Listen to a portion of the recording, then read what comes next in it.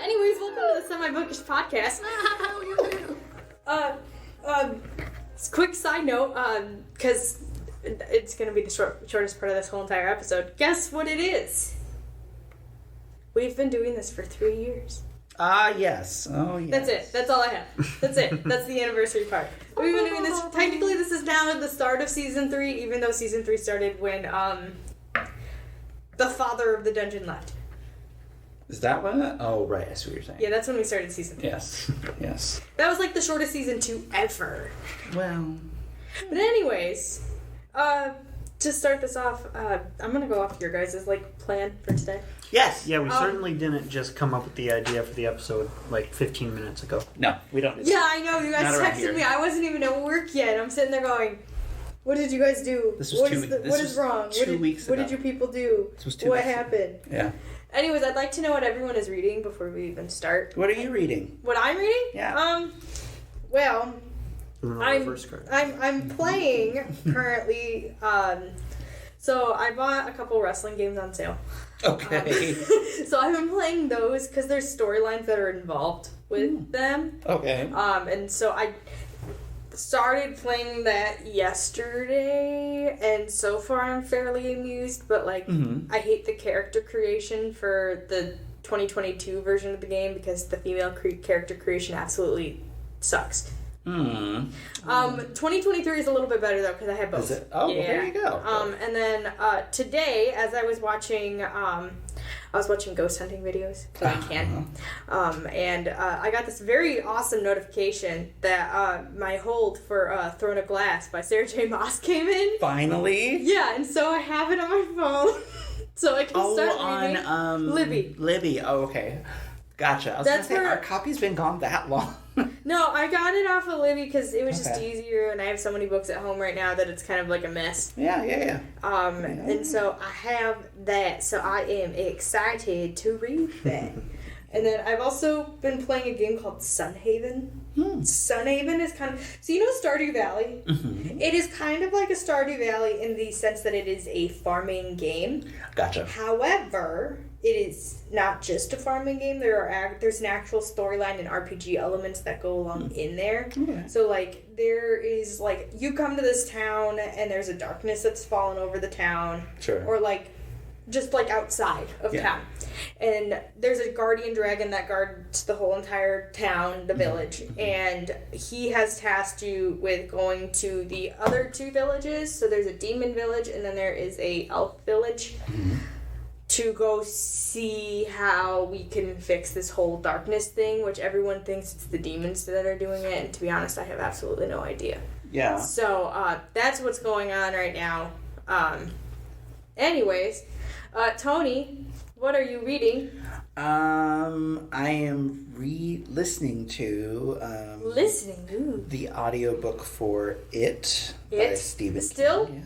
Well, it's a 47-hour-long audiobook. Well, you told me this last week that you were listening to I this. did, and it's a 47-hour-long audio. It's long. It's going well. I mean, I'm enjoying it. It's been a few days since I've been listening to it, but it's good. It's really good. I mean, it's Stephen King, which I now understand. I'm like, oh, I get it. Okay, this is why so many people really like his work. It's really good. It's scary. Not in ways that you would expect necessarily, but just, adequately scary, but also just a really good, intriguing story. That I just really like it. But in a complete and opposite contrast, I am one of the lucky few, although I don't know that there's only a few, I imagine that. Anyway, I am one of the lucky people who has consumed all of Heartstopper Season 2. Already? Of course. it's how I spent my Sunday. You just put aside the whole day and No, Saturday. Yeah, that's how I spent my Saturday. Yeah. I was about to be I slept all day Sunday. I took the whole Saturday and it was wonderful. Does it stack up to season 1? It's comparable to season 1. I mean, I think it takes everything, that you had in season 1 and then deals with it in season 2. So, no surprises necessarily, but definitely just as wonderful as season 1, just in a different way. And I'm very excited to see where they take things in season 3. It's just a great romance, and I love it so much. So, there it is. The two wildly contrasting, yeah. Grant, what are you reading? One's terrifying, it curdles the blood, and one has a clown in it. Yes, indeed. I liked the two episodes of Heartstopper I watched. So nice. I'll finish it sometime. No, it's really, yeah. I mean, if you buy into the romantic premise, which it's easy for me, it's good. It goes places.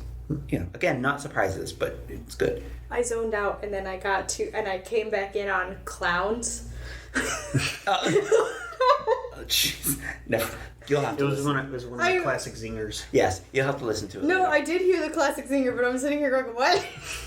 What are you reading, Grant? What am I reading? I'm reading Madness and Civilization by Michel Foucault. You're reading Foucault? I'm reading Foucault. That's interesting. It's surprisingly readable.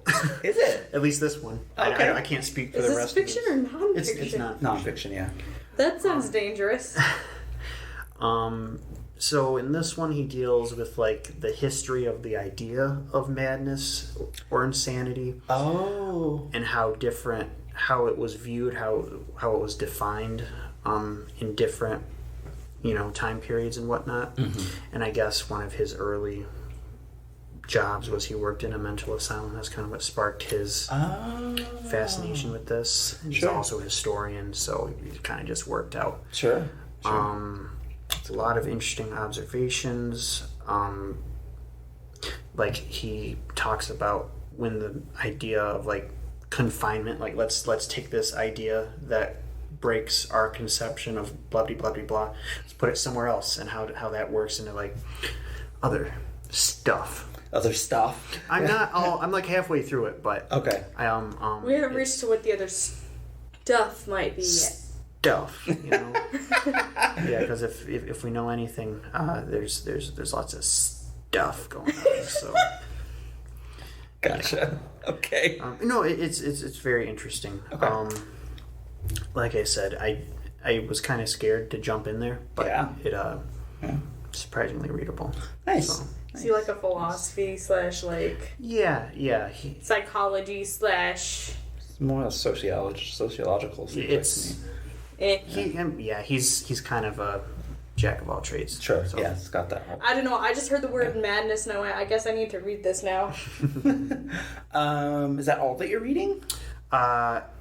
Yes, at the moment. Sure. I mean, I've seen tons of really good movies recently. Such as Oppenheimer. Yes. Which has a very good ending. A crescendo. A crescendo. Well, Christopher Nolan and his crescendos. The classic Nolan crescendo. Yeah, he's pretty good at those, admittedly. Okay. And then Oppenheimer, yeah. Oppenheimer. I talked about it with you briefly. I saw Mishima, A Life in 4 Chapters, which is a quote-unquote biopic of, I can't remember his first name, but Mishima, the Japanese author. Mm-hmm. Such a interesting, great movie.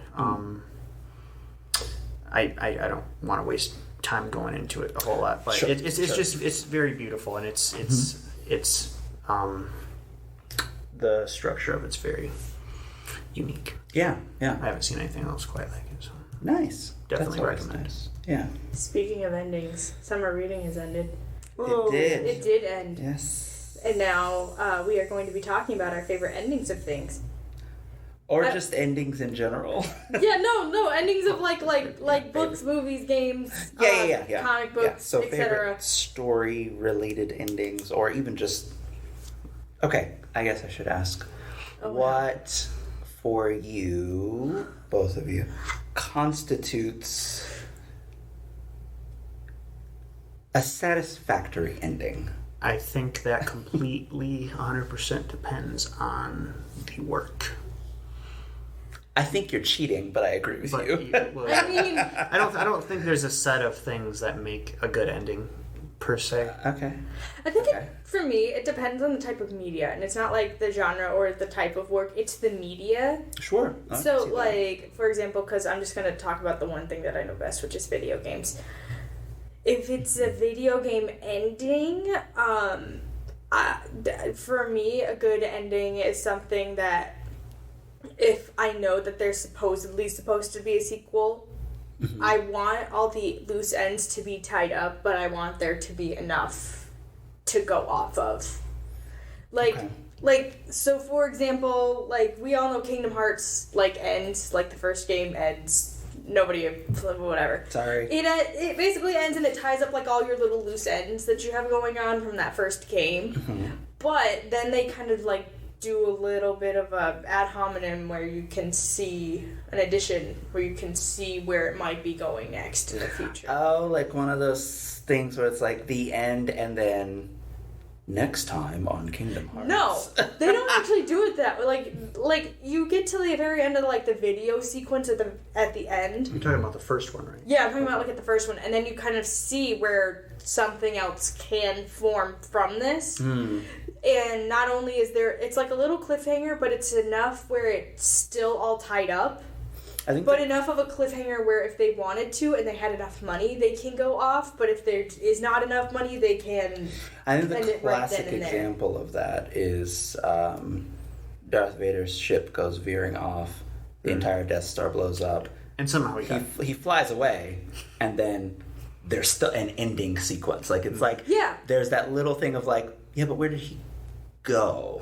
So Because another really good example. example of that is and this is the one that's been in my head for, like, the past, like, 10 minutes, but, like, Final Fantasy X.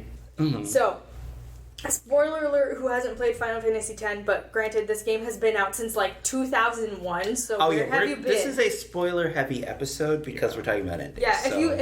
if you don't like spoilers, click away now and go to a completely separate episode. Yeah, Skip your- this episode. Yeah, it's your last spoiler alert. Yeah, so Final Fantasy X happens, and anybody who has played Final Fantasy X knows the gut-wrenching, horrifying tragedy that comes with just playing it and the trauma that you ensue from playing this game in general.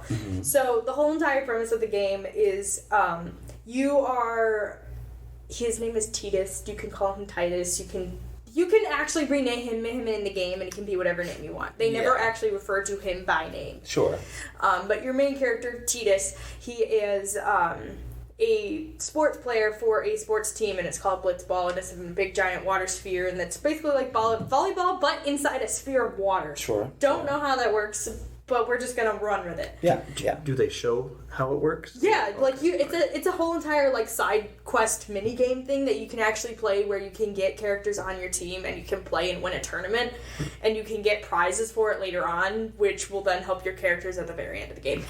But he's playing his sports game. He's at, like, championship league. He's working really hard. And they get attacked by this monster, and nobody knows what this monster is. But basically, this guy who's raised him has come back and is like, yo, we need to get you out of here because you're about to die. And he's like, oh, yeah, sure, I'm dying. Where did you come from, by the way? Because you're just, like, coming out of nowhere. Yeah. And he's like, there's no time to talk. We got to get you out of here. And so they start taking him out, and he gets attacked by the big monster, and through some weird shape or form, which is explained later, is taken from where he is and is catapulted far into the future, where his town does no longer exist. It was destroyed. Huh. And this monster is the cause of a calamity that happens, like, every 10 years or so. And what happens is all these different people from different areas around their world go to all these different temples and get a summoning monster. And if you get all of them, then you go to his town, Zanarkand, where he's from, and you confront the monster at the very end. And that's usually supposed to how it works. And so he's following along with the group, he falls in love with the summoner girl, realizes, oh, she has to die for this whole entire thing to end. Yeah. And it recycles every 10 years. So it doesn't even matter if she dies or not. He's like, this is no way in shape or form awesome. So he's trying to figure out a way to stop it. Meanwhile, he also learns that the world that he's from, like in the past as he so thought, is actually a fake world that was created by the fake god that everyone worships because they have no idea he's fake. And he's not real, like at all. Like he's fake, like full stop. Right. And to stop the whole entire thing, if they defeat this monster and the fake god, he disappears forever. But she, the summoner girl, gets to stay alive. And so at the very end, all of this comes to fruition and he sacrifices his being, or his whole entire being, and they save everyone, and then he disappears. Quite literally, he fades from existence. Like, he jumps off the boat and he fades right there. So the whole entire game ends with them giving a speech of, like in a giant stadium where everyone is located, going like, hey, this is what's happened. No more calamity. It's all done. We're good. This is great. Leaves you at a very just, like, good ending. Yes, it's traumatizing and it's very sad, but it is a full stop ending. Yeah. However, there's that little Darth Vader. He's veered off into the distance. Tidus has disappeared. We don't know where he's gone. We don't know if he's dead or if he just, like, went off back into the ether where he belongs. There's a second game. Okay. Where the main girl is now the main character, and she has found a sphere, and that sphere is, it has a video of what we think might be Tidus. It's not. Spoiler alert. Okay. And so she's going like, oh, well, maybe he did exist 1,000 years ago. Right. So now she's trying to figure out the story of where he's come from. Oh. Which then goes into a whole, like, all long other thing. And there's 3 separate endings to that game depending on how much you complete the game. Oh. So if you complete it just, like, full stop, just complete the game without doing any of the extra stuff that goes along in there, you get this really nice ending where, like, he actually doesn't exist and you never see Tidus ever again. But if you complete a certain amount of things, he basically falls down from the sky after you have your speech or whatever. Yeah. And he comes back to life. He's there. They brought him back because she worked so hard that, they gave him back. Sure. And then there's a third ending that gets tapped onto that if you have 100%, where she's like, please tell me you're not going to, like, just disappear out of nowhere again. He's like, I don't think I am. And so she literally pushes him over a cliff so she can make sure that he's a real person. Wow. That's interesting. So, when I mean, like, by, like, having all the loose ends tied up, I mean, like, a la Final Fantasy X, all of the loose ends are tied up, but we can go to a second game if we really wanted to. I think I know what you mean. Yeah. Yes. That's what I consider a good ending. Okay. Like, if there's a cliffhanger. Otherwise, I want to be as traumatized as possible if it's, like, a book ending. Thank you. Okay. It is fun to be traumatized. I mean, like, Lord of the Flies, please traumatize me type book ending. I will say that I feel like I want... No, actually not. I want the ending to suit the book. It has to, or the story. It has to suit the story. If it doesn't... If it's a romance, I want my happily ever after things. Yeah. I mean, I was just talking about this with my brother and my mom because we got on the subject of Pearl Harbor. I don't know how that happened. It just comes up from time. The movie, not the event. The movie. And we were talking about, because my mom was like, "Oh yeah, it was so sad because the man died, and then the other guy comes back and has to raise the other man's kid, blah blah blah." And my mom and my brother were kind of like, "What was with that ending?" And I said, "Well, it's because she chose the wrong guy." And they were just like, wait, no. I'm like, it's a romance. There's always something that splits the couple quite near the end, and they make a choice, And then the story has to bring them back together in the end. In this instance, there was a war.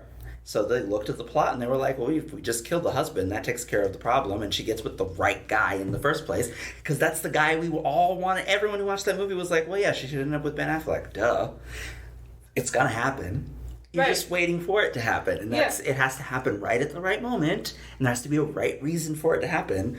That, to me, it's that ending that suits that particular movie because that's what it's going for.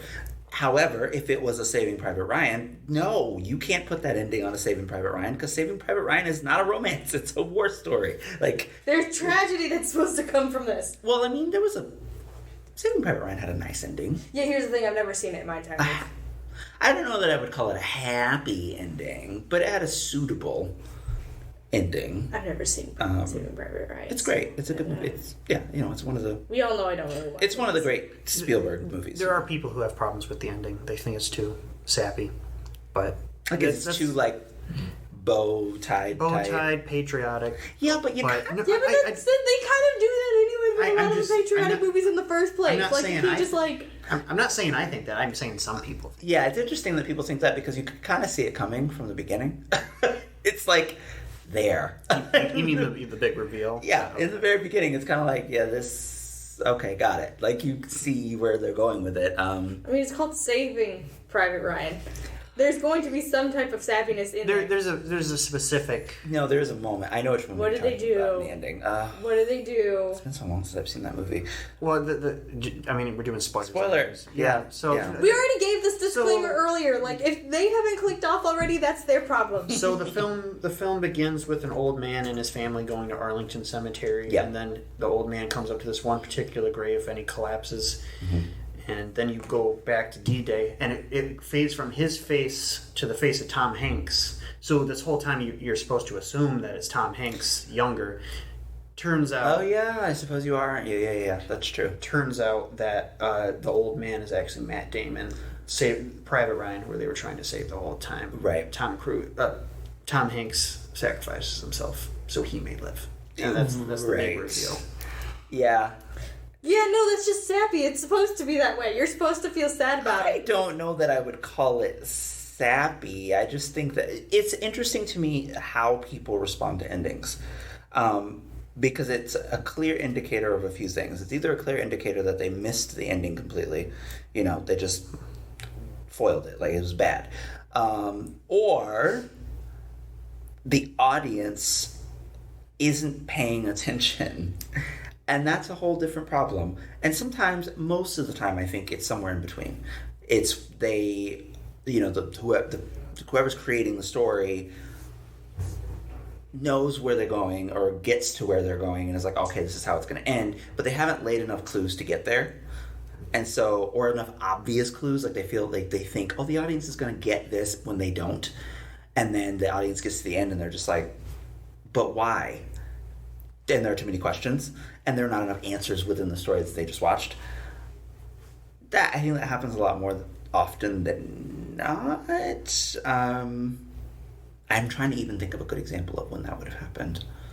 I suppose Saving Private Ryan is the only example. I don't know. Have you ever been disappointed by an ending? Certainly. Tell me. Yes. Tell you? Okay, so... the Nymphomaniac duology of films by Lars. my God! I love that that's the example that you're using. Well, because it's such a bad ending to an otherwise good. I actually want to hear this. Yes, tell me. So whether you consider it like one long movie or one movie split into two parts or two movies. Anyways, yeah, actually, I don't know if this is podcast appropriate. That's what I was literally saying. I'm like, it's the first thing that came to mind, though. But try to keep this as family friendly as possible. I'm not going to put a little sentence over everything. Without going into details, what was it that made the ending so unsatisfactory? Okay, so the ending I felt completely. First of all, there was nothing. It's not even. It's, I guess you could call it a twist ending, but there's really no elements in either of the films that would lead this character to do this thing that happens at the end. And I feel like it just betrays all of the ideas that were explored beforehand. And He's thinking Grant about it. freezes all of a sudden. Yeah. I was like, I'm trying to think of a word. I was just frozen by the horribleness of the ending. But so Lars von Trier, he kind of has a reputation as a cinematic edgelord. Mm-hmm.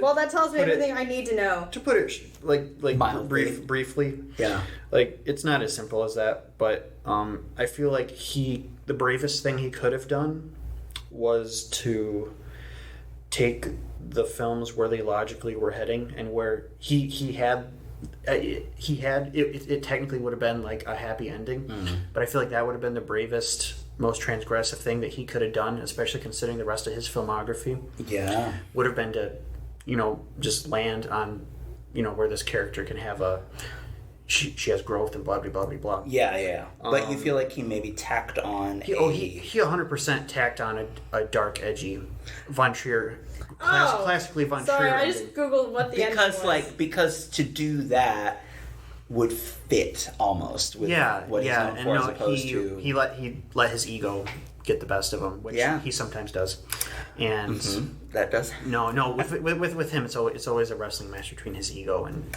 his genuine talent. So in this case, at the very end, he faltered very heavily, in my opinion, and that when I think of like bad endings, that's what comes to mind. That is actually really very interesting. I think I'm trying to think of a really genuinely disappointing ending.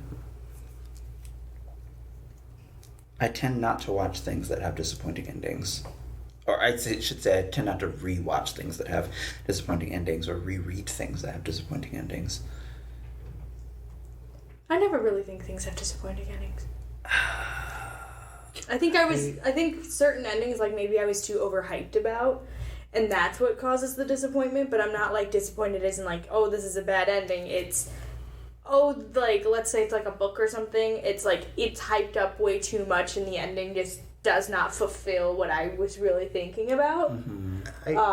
Those kind of things. Yeah, Sure. I'm often disappointed by things that are very unique, or they have their own thing going on, and then in the end they fall back on What made them formula I have one when disappointing ending. when they could have been so much more. I have one Sure. disappointing ending, Sure. but it was not actually an ending, and I will explain why it's not actually an ending. So, in Fallout 3, so basically all the Fallout games / BioWare, there's always, those games that have the endings where depending on how you chose to deal with certain characters, depending on, like, how you, completed certain character quests or whatever, depends on how those, your companions end up at the very end, and so you get different slideshows of how things... Sort of, kind of, yeah, sure. So Fallout 3 has that same system. So choices that you make in Fallout 3 / any of the Fallout games, really, depending on how you... Except for Fallout 4, and actually, that's the one disappointing and really big disappointing ending that I can think of, and I'll explain why afterwards. But Fallout 3, there's certain things that you can do that affect how your character ends up. Now, spoiler alert for anybody who hasn't played the game and you haven't clicked off at this point.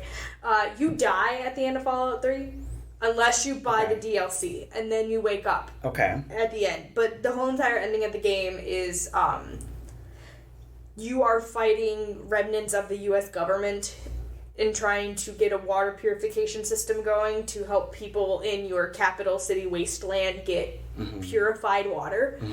And you are trying to fix all this. Your father, who was working on this initially, gets confronted and dies. And so now you have this weird you all of a sudden, they just shirk it on you for absolutely no reason, but you have this moral obligation to now finish your father's work, even though technically you don't have to do anything, but everyone has now given you this job, and that's basically what you have to do. Sure, okay. And then you get to the end, and the only way to make this work is to go in there, turn on the water purifier, and you have all these different people from the remnant of the Enclave, which is the U.S. government, and the only way to stop them is to close off the whole entire enclosure so nobody else can get in and turn on the massive radiation system in there and kill yourself and everybody else who is in that room with you. So you have all your companions, they are completely on the other side of this glass wall watching this occur. Yeah. But there's one section in the game that happens at the very beginning where it really shows you that your actions have consequences.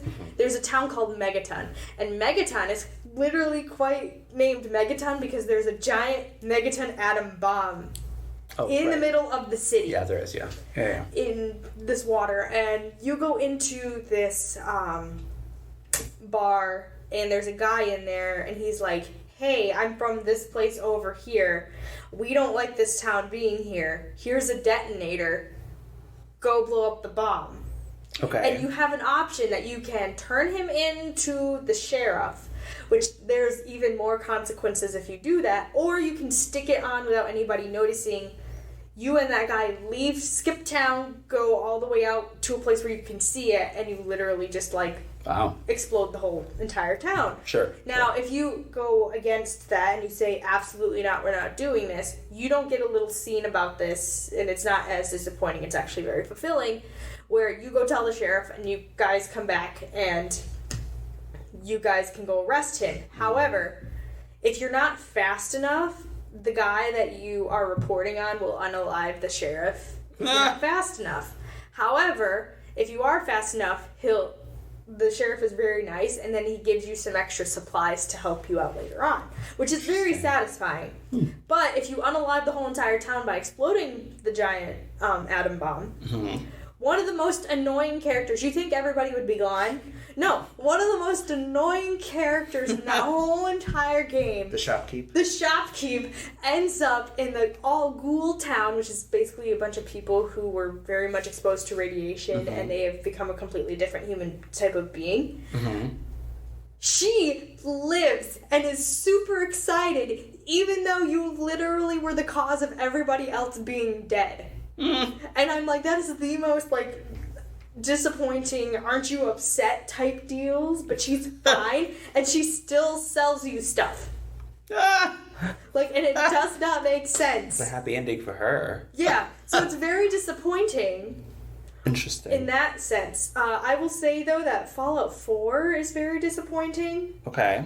So Fallout 4, there are Brotherhood, there's 3 separate factions that you can join to 4 technically to create the whole entire ending of the game. Right. However, what's really disappointing is because they made it very much a la Skyrim, what really made the Fallout games great. Skyrim has a terrible ending, by the way. Yes. What really made the Fallout games great was the fact that you did have multiple endings based on how, if you did the character quest, companion quest, whatever. Sure. If you made certain choices like the Megaton situation, if you saved a certain character in Fallout New Vegas, it helped along in a certain way. Yeah. And it tells you, what happened to these characters afterwards and how they continued onwards, and that's the end of the game. Right. You have to start a new game. Right. But Fallout 4 then decides to mimic the Skyrim layout where you can just keep going and keep going and keep going, Sure. and there's really no true ending to the game. So the ending to the main storyline is you get rid of the, I forgot what they're called already. The Institute.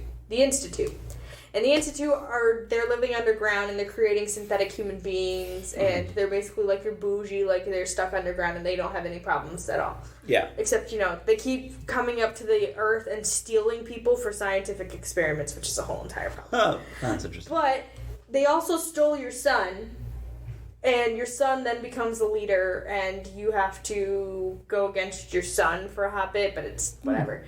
But the whole entire ending is you have to get rid of the Institute, so you have to blow up the whole entire MIT in Massachusetts.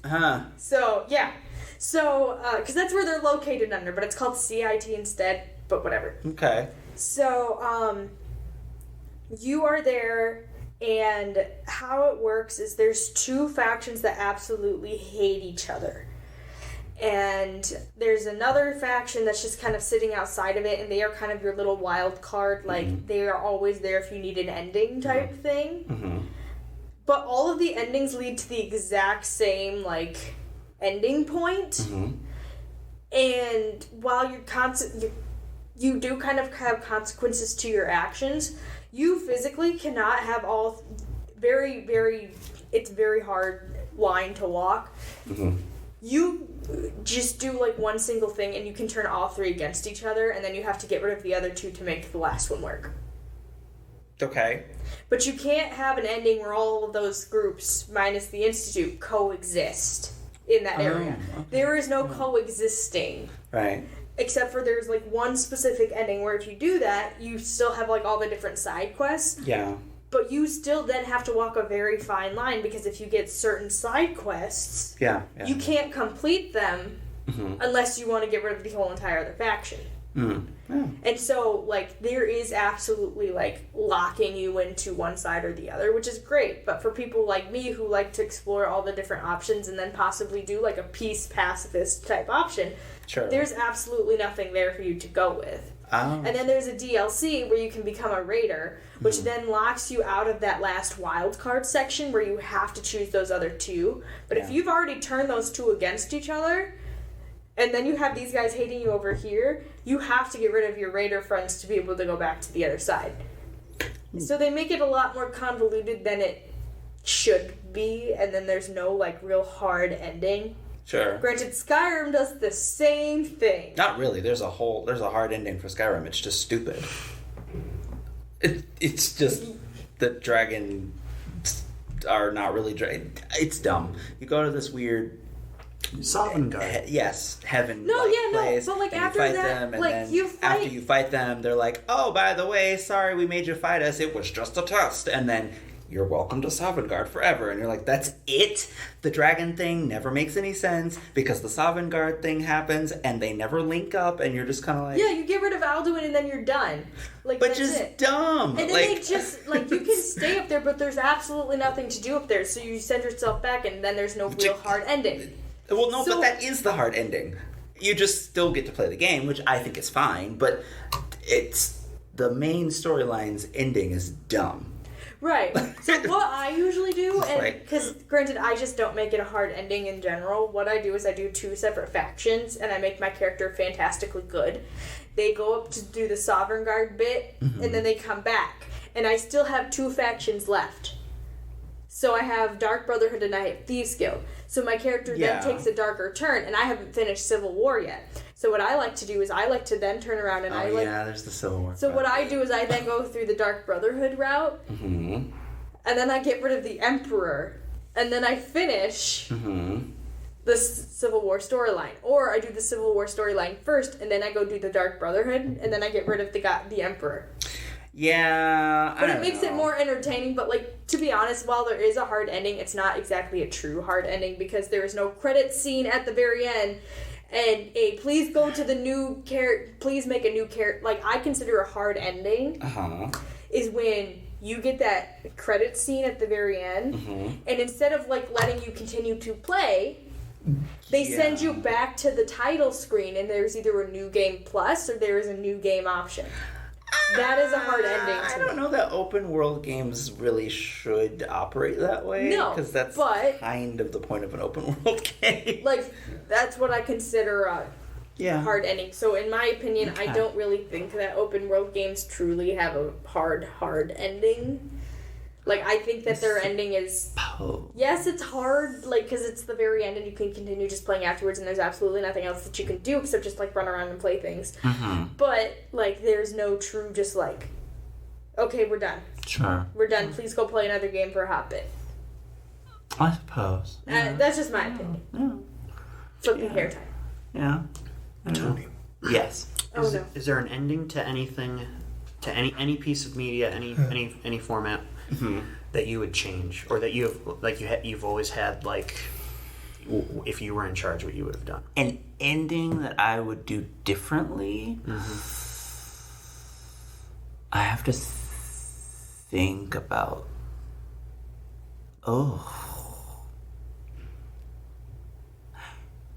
Ew. We've made Tony actually have to think about this. It's challenging, yeah, because then I have to think about why.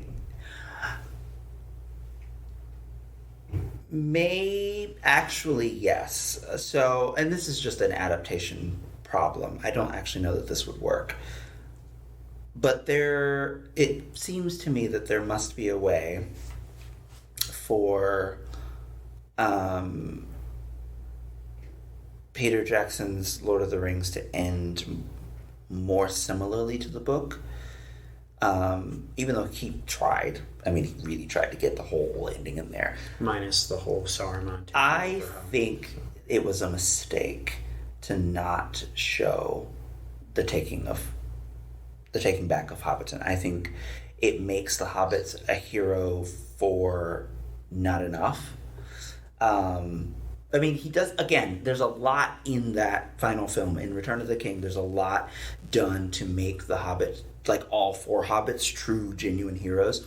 So that when Aragorn delivers the line later on, my friends, you bow to no one, and everybody bows to him. That's a powerful moment because we earned it, right? You spend that entire movie with the four hobbits really doing the work of a war in a way that they don't do in the first two films. They kind of are floundering around the first two films, and then that third one they get a really good, each one gets their own sort of quest line. But I think that it would have been interesting to see the Hobbiton being taken down, and then I don't know. It's hard to figure out how to do that. That's my. I mean, because Tolkien's to have that done. In the book, the reason that it's done that way is because wars don't just end. I mean, and Tolkien, having been a survivor of a war, knew that. It didn't just end because, lunch hour's over, guys, go home, And it touches on his... We'll come back to the trenches tomorrow, the kind of thing. It's like... And it touches on his ideas of, like, his fears of encroaching industrialization into, like, the old... Oh, sure. Old ways. Yeah, I mean, that was always, ever present in that story. But I think the way in which Peter Jackson ended it was very, very movie good. It's very Hollywood, like, well, there has to be an ending that gleams and glows and shines and everybody cries and all that kind of thing. Great, you did that. But that's not really the ending of The Lord of the Rings. And it's not really the purpose of The Lord of the Rings. This is a war story. And war stories already suffer, war pictures in general already suffer from the nice, shiny, glowy end. The ending of, like, the soldiers came home, or, The best ones do not. Name one. Come and See. I haven't seen that one. Apocalypse Now. I haven't seen that one either. Okay. And I know it's a classic. I have not seen that one, though. Interesting. Maybe I've just been watching the wrong war pictures. I mean, if you want to make a distinction between war movies and anti-war movies, I suppose both of those could be considered anti-war movies. But if we consider war movies in which the focus is a war. Yeah, I mean, I know what you mean. There's that one with Michael J. Fox. Is it Michael J. Fox? Yeah, and who's it? Sean Penn? Are you thinking of The Thin Red Line or the? No, it's a Vietnam movie. Yeah, is that what it's called? The Terrence Malick movie where it follows a whole bunch of people. It's I forget what it's called. Is it The Thin Red Line or something like that? It's not. I don't think it's Thin Red Line. It might be. Yes. Is it Thin Red Line? Thin Red Line, 1998. Directed by Terrence that's a great Malick. movie. Yes.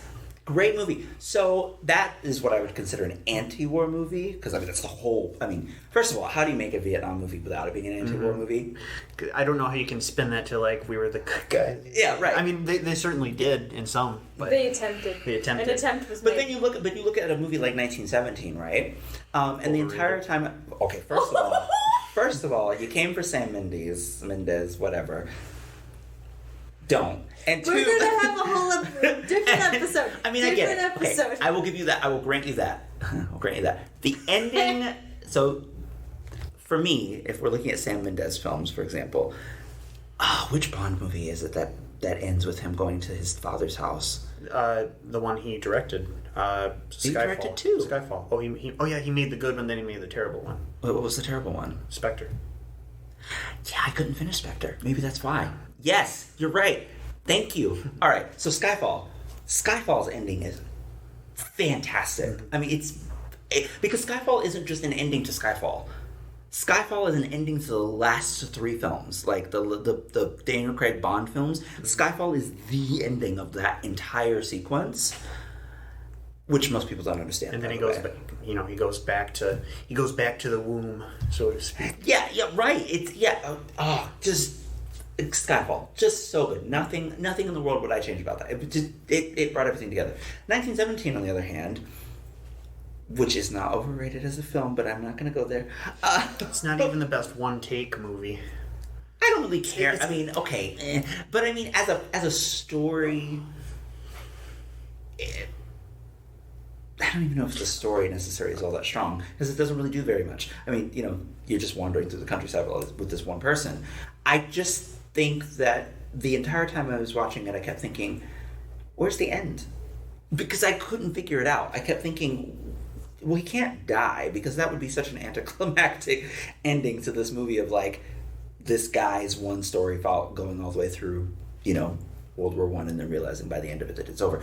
But I think the way in which that was articulated for him as a soldier, like getting there, and it was such a crawl through the mud kind of thing, but in a way that we never see. We always see the trenches. That is the benchmark for World War I movies every single time.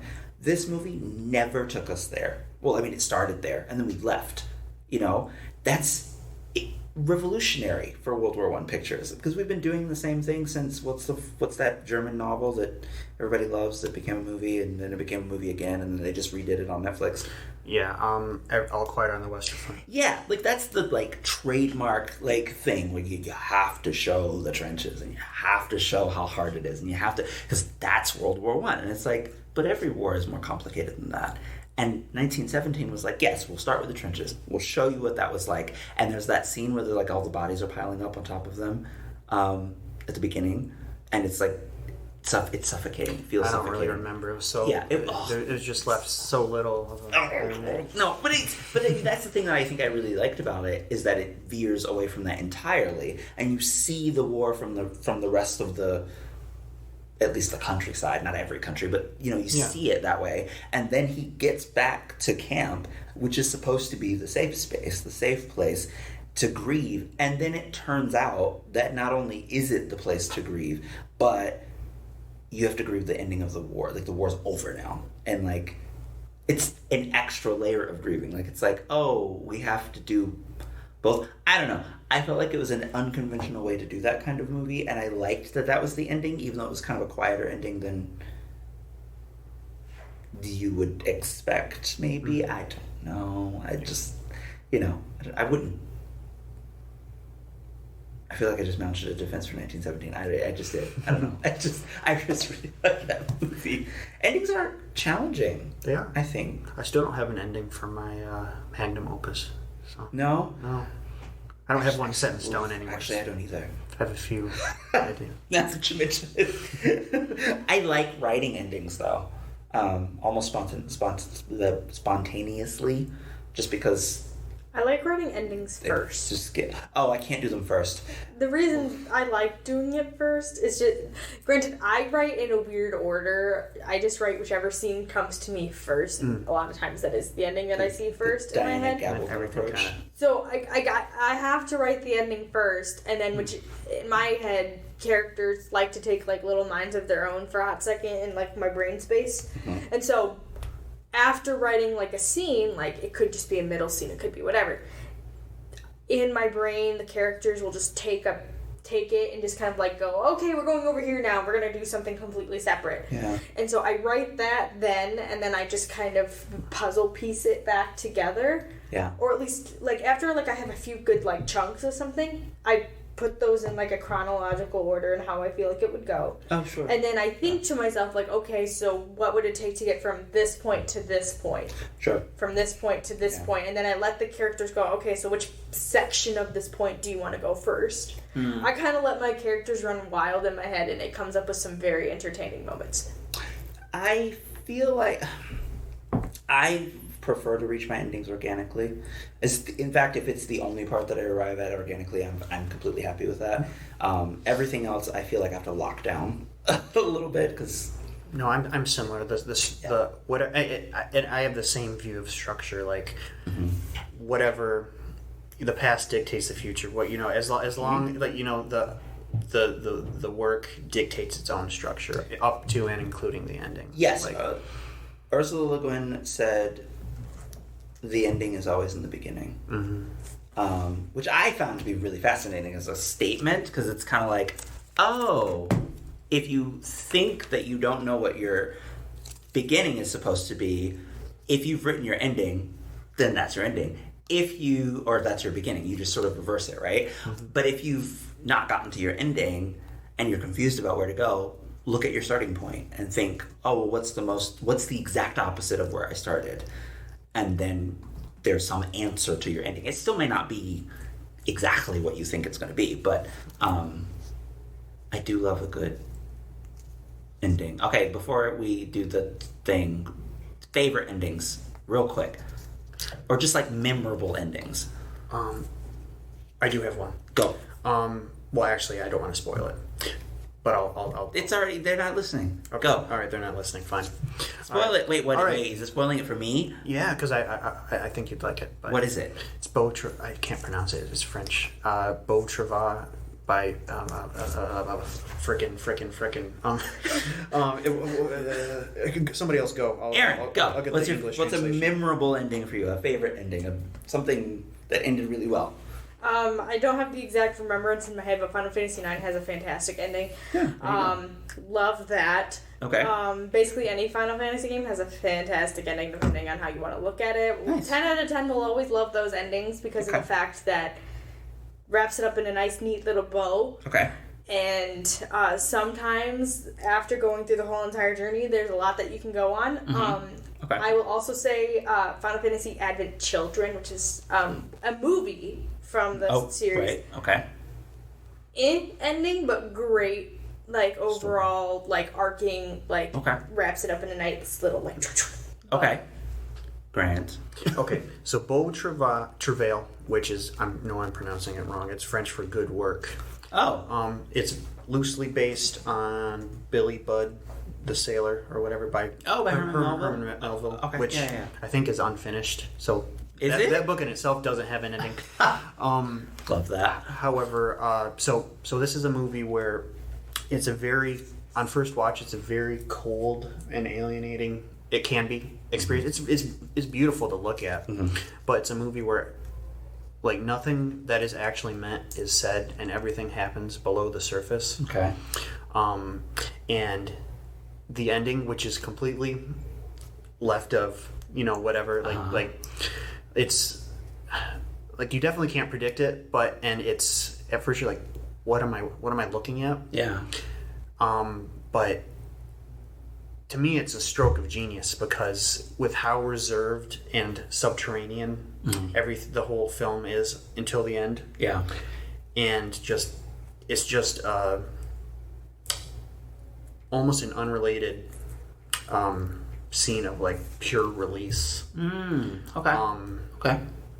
And it was a very brave way to end. Yeah. Okay. That movie, which I know we said we were going to spoil stuff throughout the whole episode, but I feel like you really should just watch the movie. Okay. For me, just a striking ending is always going to be the ending of the Clone Wars season 7, the 3 arc thing that is now being called a movie, because it's as long as one. It's just unbelievably beautiful and emotional and intricate, and it takes its time to really deliver what we deserve as an audience because we've been with this for that long. 7 seasons of 20 episodes apiece. You know, that's a lot for an animated series. I mean, it's huge. Fantastic ending. Doesn't quite compare with Avatar: The Last Airbender's ending, but it's close.